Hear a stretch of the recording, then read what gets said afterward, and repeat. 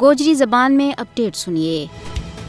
دنیا کو ہر مذہب اقلیتاں کے نال خیر خواہی، رواداری اور حسن سلوک کو درست ہے، اور اس چیز کی بھی تلقین کرے کہ کسی انسان کے خلاف نفرت، تعصب، تشدد اور اس کا دینی معاملات میں مداخلت نہ کی جائے۔ یہی تعلیم ہندو دھرم کی بھی ہے، لیکن بھارت میں موجودہ حکومت ایک ایسا انتہا پسند ٹولہ کا آتما ہے جنہوں نے مذہبی اقلیتاں کو جینوں حرام کر رکھی ہوا ہے۔ بالخصوص مسلمانوں کے نال تے نفرت اپنا عروج پر ہے۔ مودی کی قیادت میں ہندوستان ایک فاشسٹ ملک بن چکی ہوا ہے۔ بی جے پی کی طرفوں 5 اگست 2019 کا غیر قانونی اقدامات نے ثابت کر دیتا ہے کہ ہندوستان ایک فسطائی ریاست ہے۔ آر ایس ایس کو ہندوتوا نظریہ نہ صرف کشمیر بلکہ پورا ہندوستان میں مسلمانوں واسطے مچ بڑو خطرہ ہے۔ مودی کا ہندوستان میں ہندوتوا کا کارکنوں کی طرفوں اقلیتاں نہ مسلسل نشانوں بنائے جا رہے ہیں۔ مودی کا دور میں ہندوستان میں اقلیت مخالف جذبات میں پارو بد ہوئے ہے۔ اس تو صاف ظاہر ہوا ہے کہ آر ایس ایس کی پاڑی ہوئی بی جے پی حکومت ہندوستان میں ہندو بالادستی نہ فروغ دے رہی ہے۔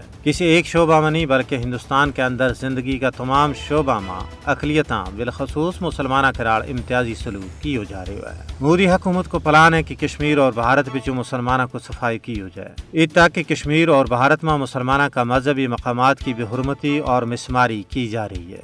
مودی حکومت نے مقبوضہ ریاست جموں کشمیر میں وقف بورڈ نہ اپنا کنٹرول میں لے لیا ہے تاکہ اس کی زمین اور اثاثہ نہ اپنا ناجائز استعمال میں آنے جا سکے۔